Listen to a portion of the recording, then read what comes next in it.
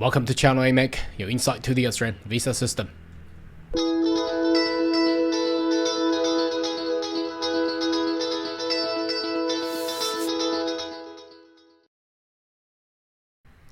Good day everyone, my name is Carl Young, your online YouTube visa consultant. Are you interested about migrating to Australia? Why don't you consider to subscribe to my channel and turn on the bell on the side, so once about all the updates and news, you'll be the first one getting all the insight. Now today's video, I would like to update you a news, well not from today, from yesterday. I think it's already not really shocked the industry, but it has been planned anyway. Now my previous video has chat about the changes coming up for the well, a couple of days. It's going to be tomorrow, 23rd of March, whereby the genuine student requirement is not gonna be GST anymore, so it's genuine student requirement will be implemented tomorrow by regulations. So that means that they're gonna enforce it straight away, and there's also an increase of English proficiency. So over the past, well, not 24 hours, perhaps 18 hours, there has been a lot of panic.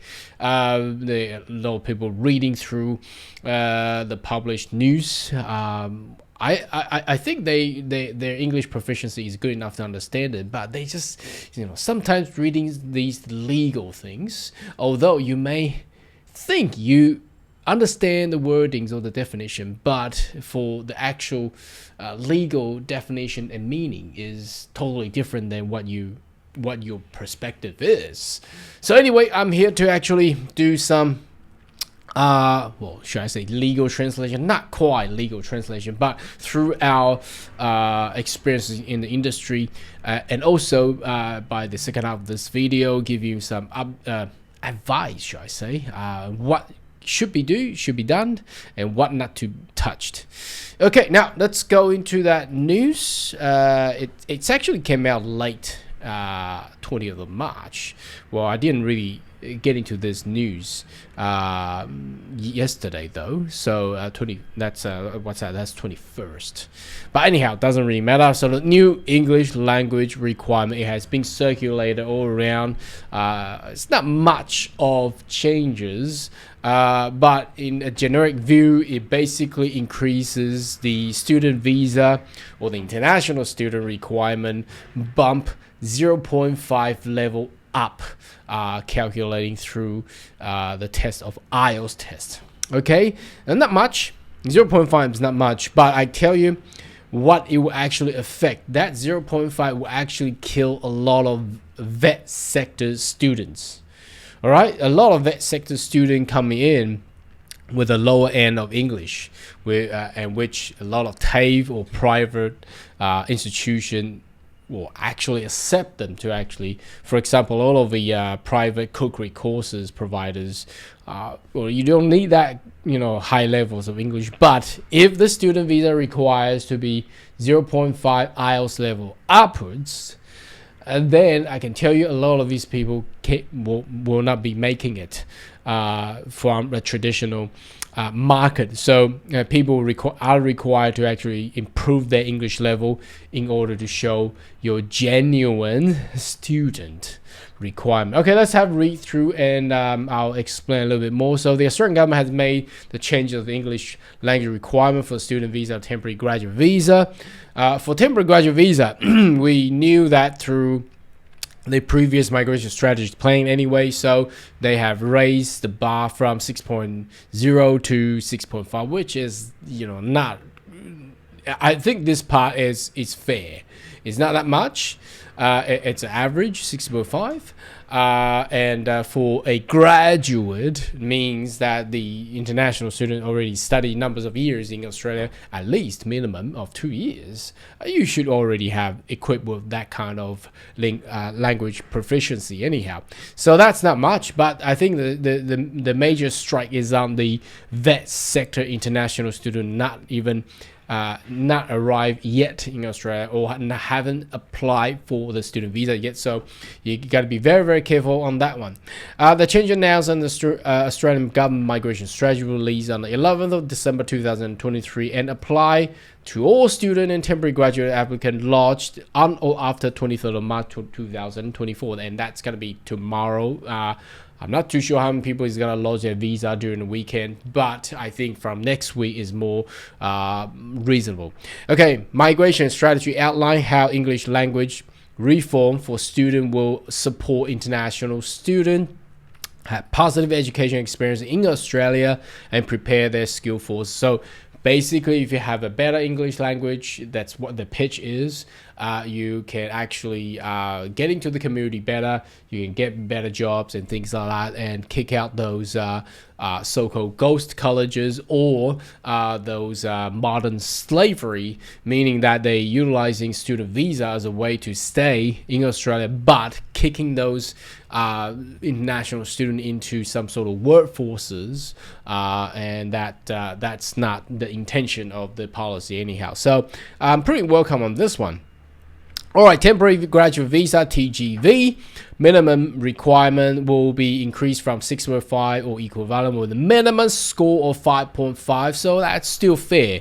That's still fair. I don't think that's too hard to reach. I mean, if you have come to Australia, study 2 years, 6.5 is fine.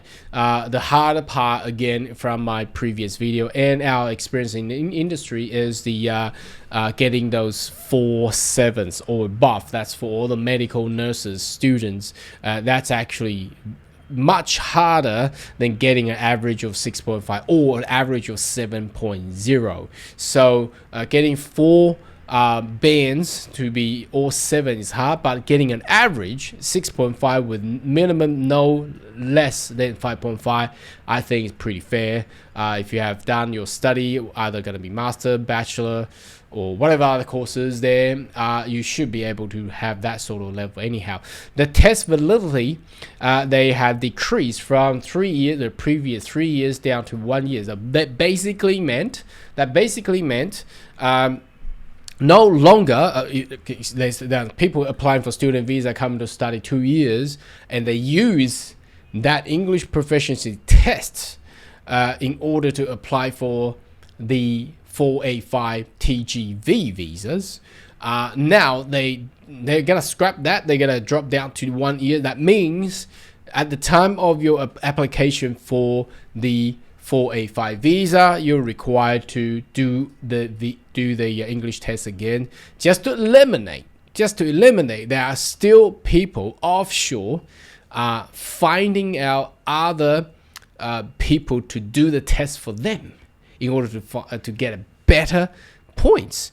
Now, there has been a major thing, I think I was a year ago or 18 months ago, not on IELTS, but on TOEFL test, where USA has basically banned all that kind of structure. But anyhow, and it's going to be 1 year. That means you got to take the test no matter what, okay? Now, student visa. Minimum score for IELTS test is going to be 5.5 to 6. Okay, so why is it a range? That's because you either got to be entering into bachelor or vet. Okay, you can still lodge vet visas, but just a higher risk level. And then bachelor, and also all the way to master. And a lot of master courses for university, they actually require 6.5 anyhow. So that's the minimum there. So and what does that mean for us? That means this section here means now whatever you gotta do in the existing or previous system, if you already got accepted by the university, you're no longer required to go take the test. But I think what this will enforce is that you're required to take the test no matter what. Okay, so that's basically what this will actually mean. Now, package course, that means you have English courses and the principal courses. Now, I do not recommend this one because package courses cause a lot of issue and high rejection rate. Although they do putting a section here for IELTS requirement. And if you want to package your English course and with another principal course, I would really recommend you do this one instead. So you just study English courses. Once you get the English done, meeting the condition of the next study offers, then you apply for another student visa. Yes, it's going to be more costly, but that dropped down a lot of risk level, and there's no changes for early course. That means anybody can actually study English courses. Test score for student taking University Foundation is going to be 5.5, so that's fair. Increase the English language undertake by VET.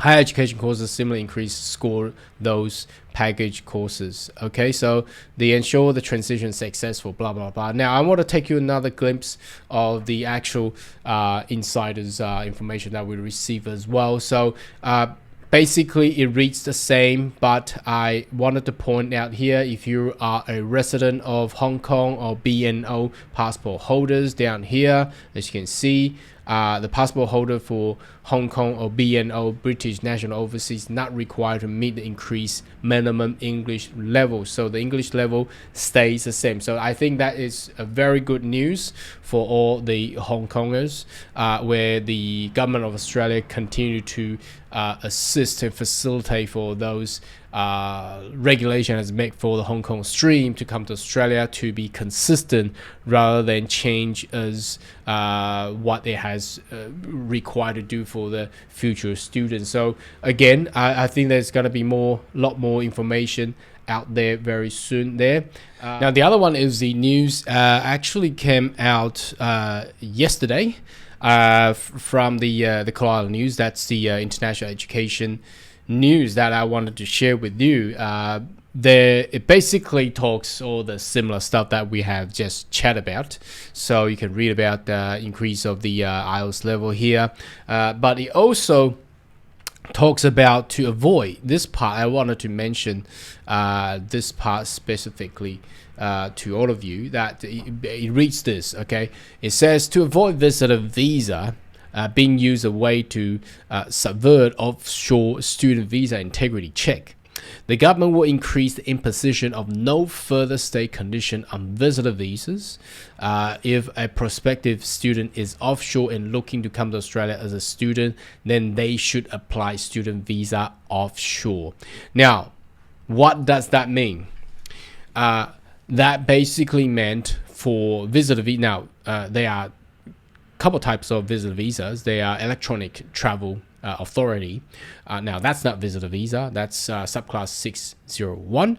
Visitor visa is usually the subclass 600s, and subclass 600s usually applies to citizens from China, India, Pakistan, and all the countries. Now, countries like Hong Kong, Taiwan, Japan, South Korea, US, and numbers of other subclass 615 visas, that's all the European countries, doesn't really apply to this. So those countries from China, India, Pakistan, and Sri Lanka, okay, if you wanted to come with a travel visa just to come into Australia and then apply for student visa in order to stay in Australia legally, now that will be enforced.